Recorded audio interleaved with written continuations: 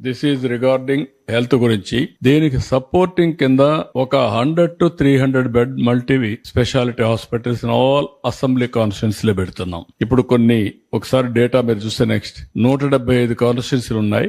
70 constituency లో multi speciality hospitals ఉన్నాయి. 100 beds కంటే ఎక్కువ ఉండేటివి. 105లో మల్టీ స్పెషాలిటీ హాస్పిటల్స్ లేవు. కాబట్టి 105 ప్రాధాన్యత క్రమంలో పెట్టుకొని అన్ని నియోజకవర్గాల్లో ఒక multi super speciality hospital minimum 100 beds maximum viability బట్టి ఇంకా పెంచుకుంటారు. నెక్స్ట్ ఇక్కడ మీరు చూస్తే 100 to 300 beds multi speciality and super speciality hospitals in all assembly segments under PPP mode. ఇక్కడ వచ్చినప్పుడు advanced and higher level of health care provide చేయడానికి తీసుకొస్తున్న రూరల్ ఏరియాలో, రిమోట్ ఏరియాలో. ఇంకొక పక్కన ఎక్కడికో రావాలంటే మళ్ళీ జిల్లా హెడ్ క్వార్టర్స్ కి వచ్చి లేనిపోని సమయం లేకుంటే ఎక్కువ డబ్బులు ఖర్చు పెట్టుకునే పరిస్థితి వస్తుంది. దీనికోసం హెల్త్ ని అందుబాటులో తేవడం కోసం ఆరోగ్య సేవల్ని వారికి అందుబాటులో పెట్టడానికి ప్రతి ఒక్క నియోజకవర్గంలో ఈ కార్యక్రమం చేస్తాం. ఇక్కడ బ్యాక్వర్డ్నెస్ అండ్ రిమోట్ ఏరియా ఈ రెండు ఏరియా పెట్టుకొని అక్కడ పరిస్థితులను పెట్టుకొని వాళ్ళకి ఇన్సెంటివ్స్ ఇస్తాం. ఫెసిలిటీ ఇప్పించడం మా బాధ్యత.